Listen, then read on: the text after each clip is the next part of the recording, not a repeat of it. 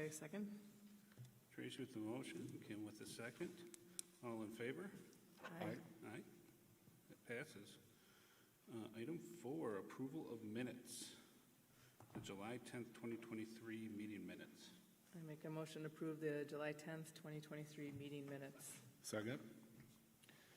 Kim with the motion, Tracy with the second. All in favor? Aye. That passes. Item 5, reports and updates. Mr. Nowak's with us. Staffing update, resignations and hires. That'd be 5A. Thank you. I would like to just first share that what I'm giving you right now is an update that primarily focuses on our teaching staff, as that has been front and center in my office and others over the last several weeks.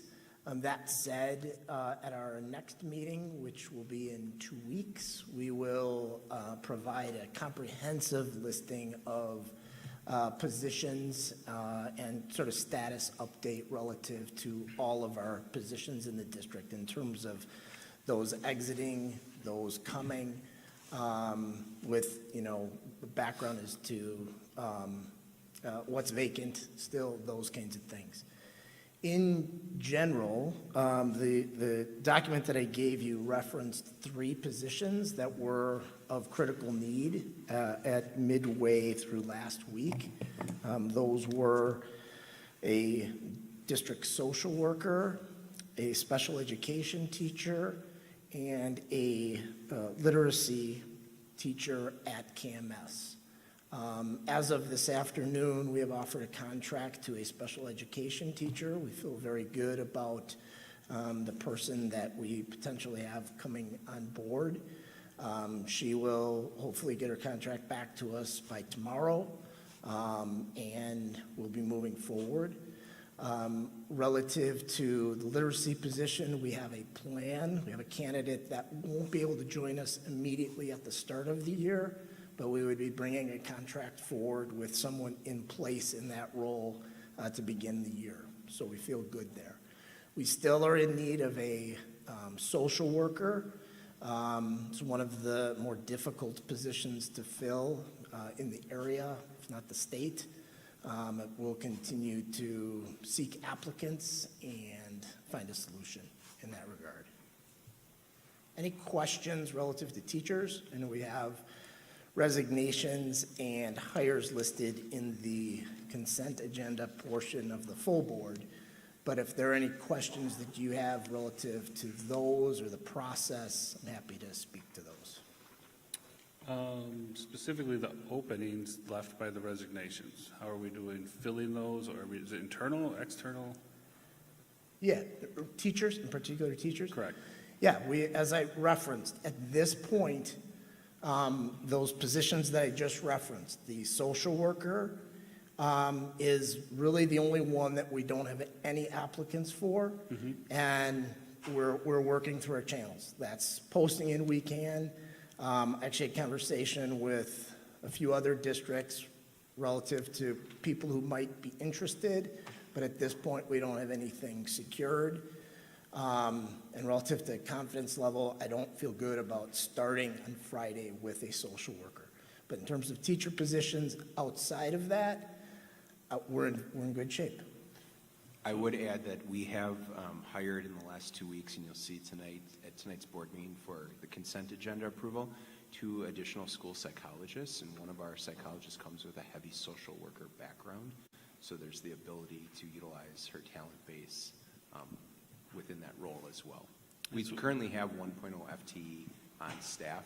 We're just down a full counselor. For the social worker that would be going without at the beginning here, what buildings will be affected by that?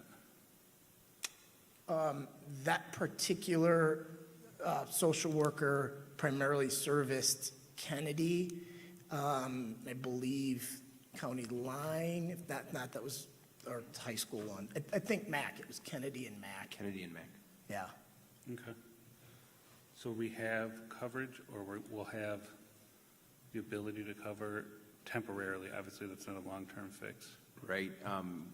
Crystal Callan, who you'll meet this evening and who has stepped in as Director of Pupil Service for this next year, met on Thursday of last week with the Pupil Service Department, all of our new psychs, our current psychs, and our current social worker to kind of divvy up responsibilities and roles so that we have coverage of the highest needs across the district as we still have this void in our staffing plan.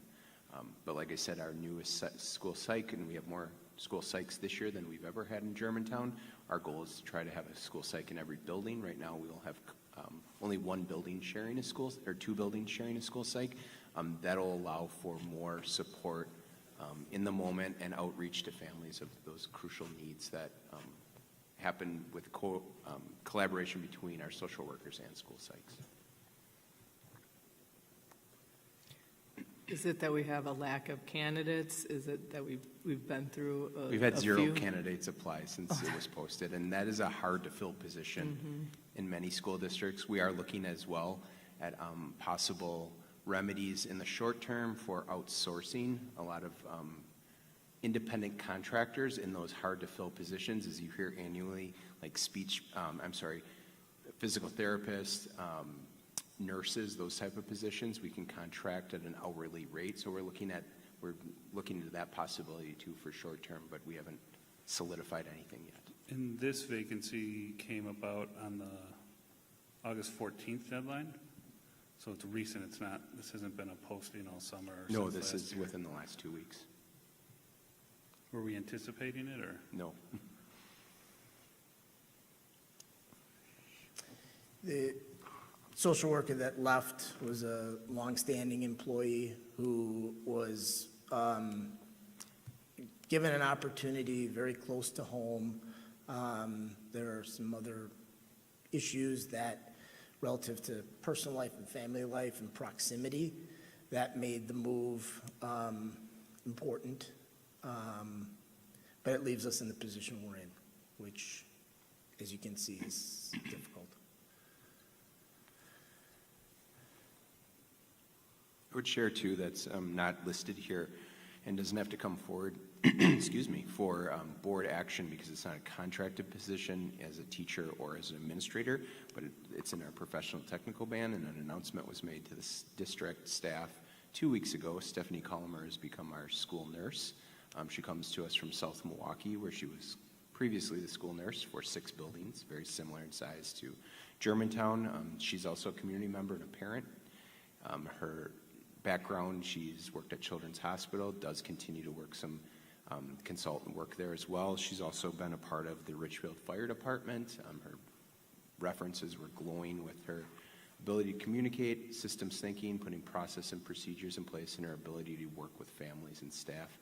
Already in her first week, I was with our elementary principal team last Friday, and she's met with all of them. She was meeting with our Joel Farron as well that day, and then middle school, I believe, this week. But she's already been in IEP meetings where there's healthcare plans and things like that. So she's really jumped into the role and helping us define our wellness for everyone in our school district. Fantastic.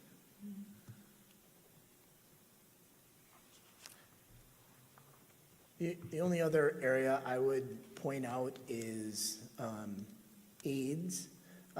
As we've gone through last week, there were a few aides that made the decision very late not to return. That does happen in that role somewhat frequently. And when it does, it puts us in the mode of needing to fill. So, I mean, speaking primarily with our elementary principals, because that's where a majority of our aides are, they are seeking to fill a spot probably at, 2 of our 4 sites. And we're going through the normal channels to do that. But on a kind of comprehensive level, that particular position, district to district in our area and state, is really difficult to fill. It's always a topic of discussion at HR meetings. So as we move forward, we'll continue to have to try to fill those. Sure. In general, how do you feel about our application process?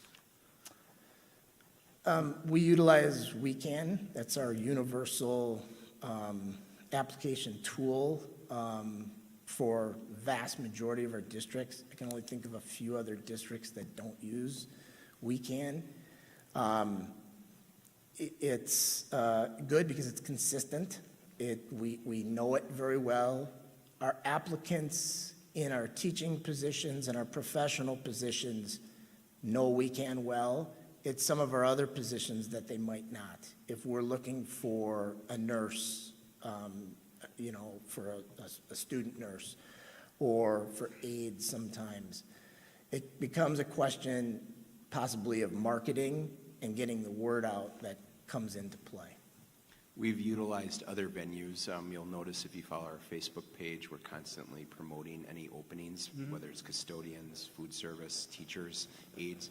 And recently, we have utilized Indeed as an online tool that has a non-education feel to it. We filled office positions through that, and most recently, applicants, Mrs. Cole at Amy Bell posted her health room position, not only in WeCan, but through there, which allowed for a bigger applicant pool and people who might not know the education realm, but have the qualifications. That's been utilized. So those as well. postings are left to the individual building? We work collectively together on that. But if it's in her building, she would post it? She has an account utilizing her district email, and she's the gatekeeper of that for the posting at Amy Bell. So if somebody would apply to that position, who all sees the application? Whoever she allows access to, similar to Pri- WeCan. Yeah, which primarily as administrator in the building, we as a central office, district office would have, and HR would have access to it. It would or do? Do, yeah. How about our maintenance custodial staff? I see that's in your report.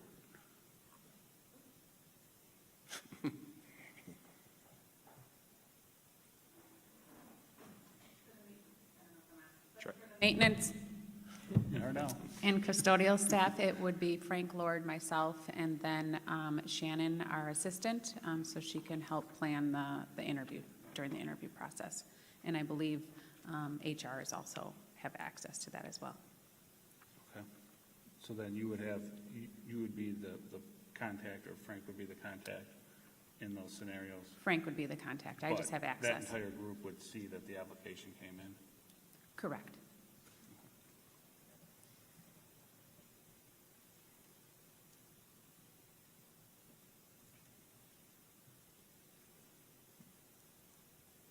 How many current maintenance custodial staff positions do we have open? I saw two on tonight's full board, right? Retirement and a resignation? Yeah, those aren't listed there, but they're listed here as part of this Oh, committee. yeah, I'm sorry, here. Yep, There's 4. 4 total? And they service the district, or they service specific buildings? How does that work? There is the ones that are open, or you want to know all of them? We can start with the ones that are open. Correct. There is one at Kennedy Middle School. Then there is one that is usually at the elementary level. We did last year, we were short a maintenance person, so the person that was at Kennedy Middle School also helped out at the elementary level. And then there's the warehouse delivery driver. And then there was, I don't know the correct title of it, but like a buildings and grounds helper. So that would be more focused at the high school, but still goes to Kennedy Middle School. So we had 2 that recently opened, and we had 2 that have been open. Do you know how long they've been open for? The one has been open for about a year, I believe. We have done multiple rounds of interviews. We did hire 2 people, I believe, and they've since received other jobs with higher pay. So it wasn't constantly open, sorry. It was filled, and then it opened again, and then it was filled, and then it was open again. Sure.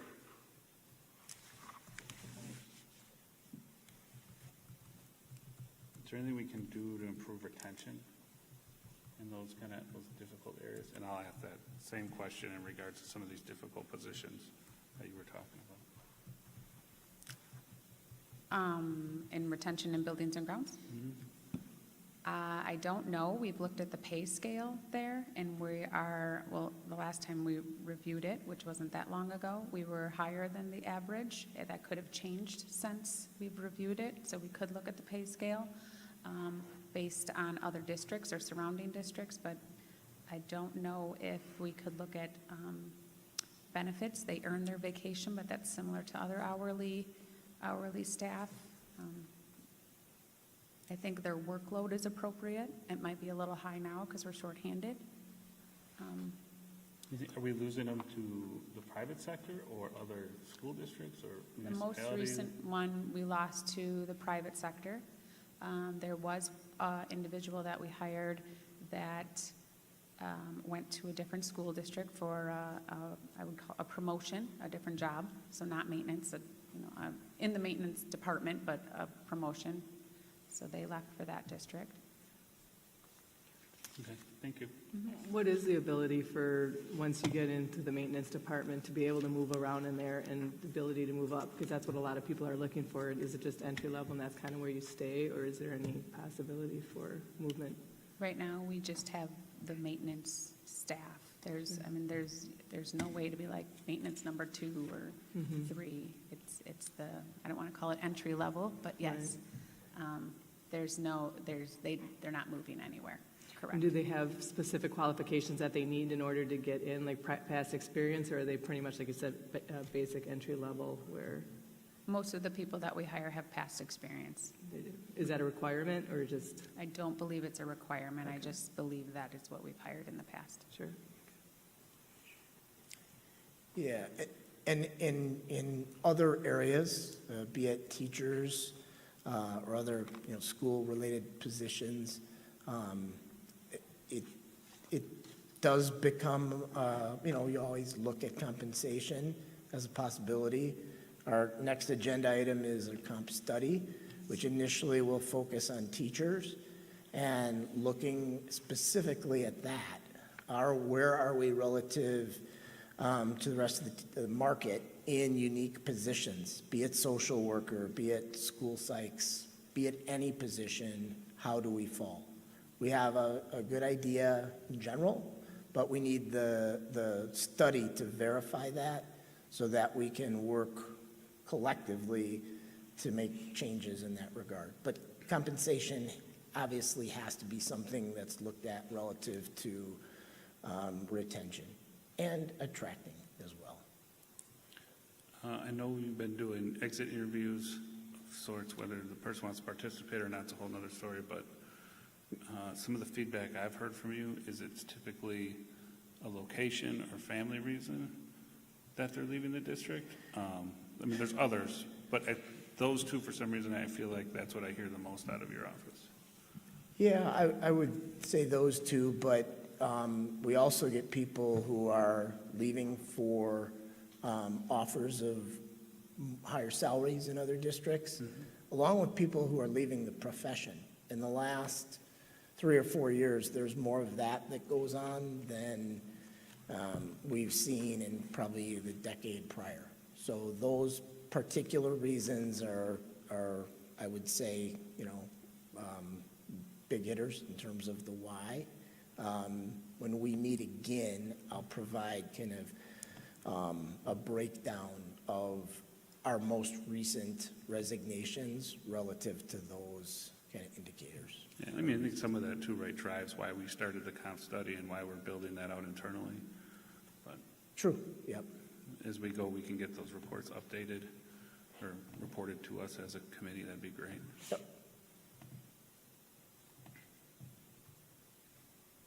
Any other questions? Okay, moving on. B, 5B, comp study update.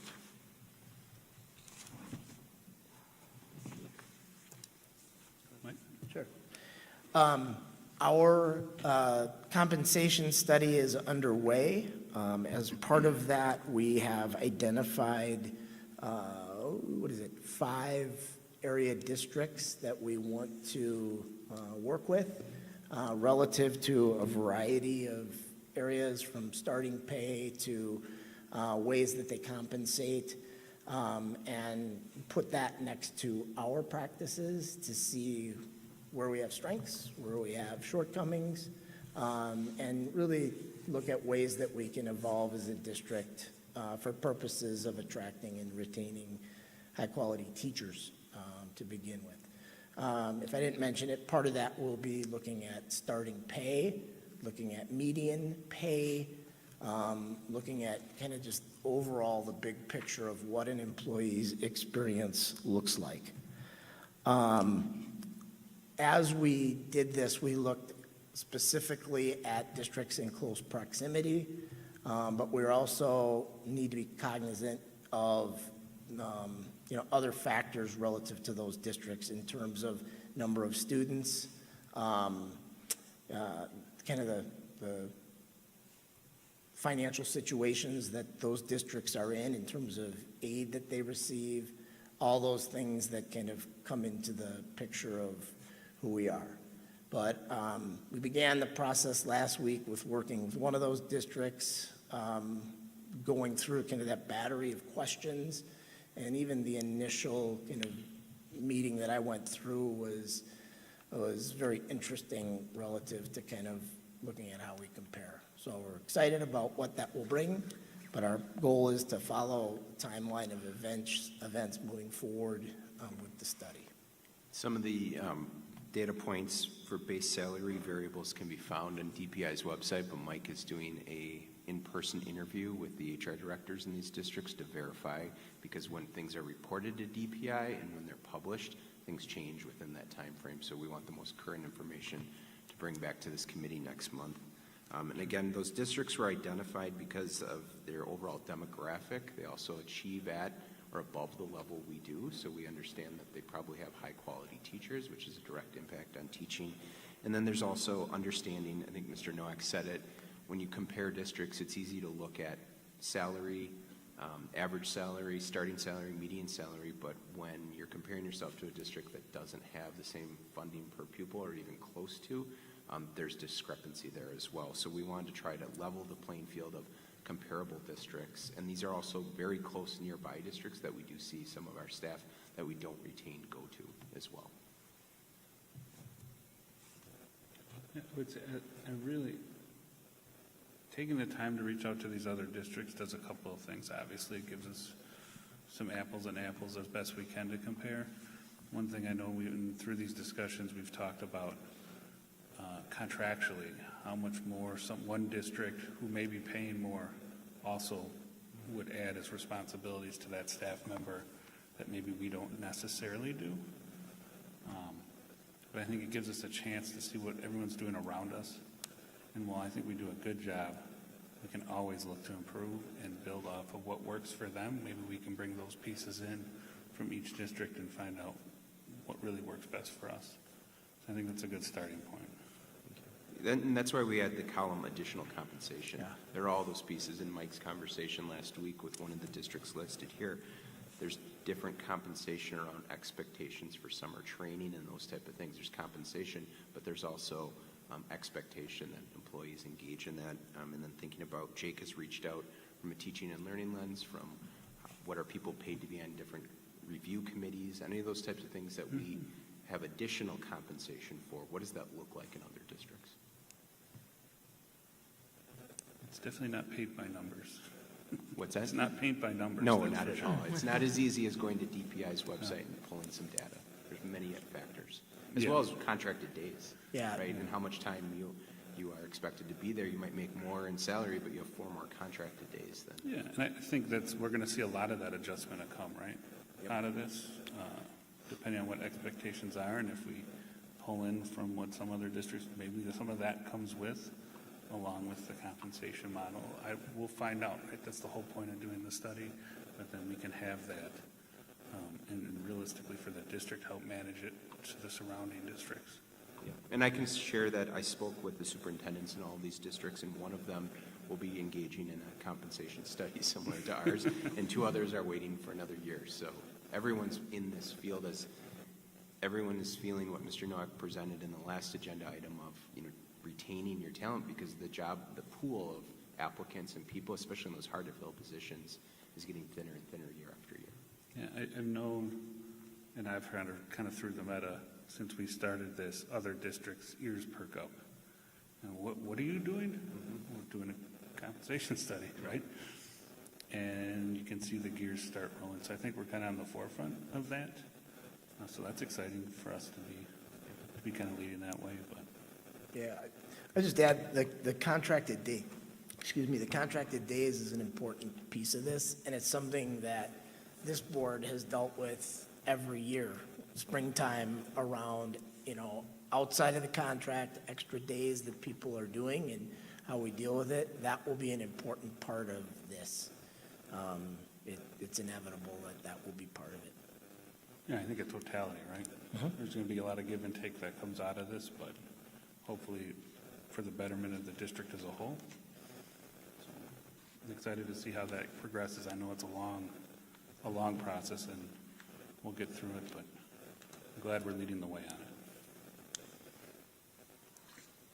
Yeah, just to reiterate your point, I think that it's really good that we're actually reaching out, not just pasting numbers onto a graph and going from there. I just wonder if would be some benefit to all the districts, these districts that are all similar, to actually just getting together and do a compensation study together to kind of alleviate some of the costs, but also just have that real time, why are teachers leaving, what makes them stay, and having those conversations to benefit, all the districts. I think, everyone, to Mr. Ewert's point, is in a different area when it comes to this, and everyone currently has a different structure as well. Some have the traditional step and lane, or some have performance-based, so it's really, that's the uniqueness, but at the end of the day, the data is extremely important, and I know that Mike has shared, whatever we find, we'll share with you, and vice versa, because then you have that, and whatever your local control is, then you can act from that data and build the structure that makes sense for you long-term. Right. And I would just add that on a monthly basis, I meet with my HR colleagues. Ms. Altendorf meets with her business colleagues. Dr. Reuter meets with superintendents. I'm not sure about this, but I know it comes up at our meetings all the time, and I'm guessing, a similar theme comes up at theirs.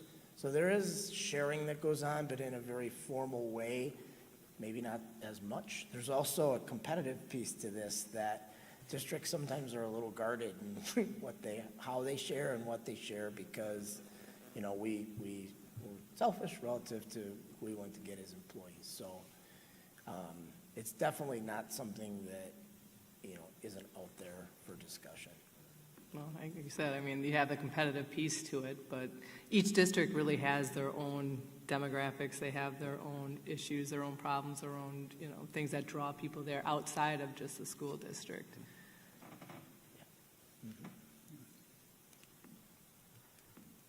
From prior reports, we do have some access points for our staff to involve themselves, provide data input, and I would encourage all of them to participate in that as much as possible, regardless of what the position is, because that's only going to strengthen this study itself and the outcome that everyone would have a part in as we move forward, because it can't just be done at these 3 offices. It has to involve the entire district. And I think too, with getting the teachers involved, then you can kind of look at the perceptions, the misperceptions, because those are always in there also. Kind of clear some of those up. Looking forward to it. Tracy? Good. All right. Anything else that we didn't get to on the report yet? I don't think so. I think we're good. Okay. Moving on. Item 6, unfinished business, none. Item 7, new business, none. Item 8, take a motion. Move to adjourn? I'll second. Tracy with the motion.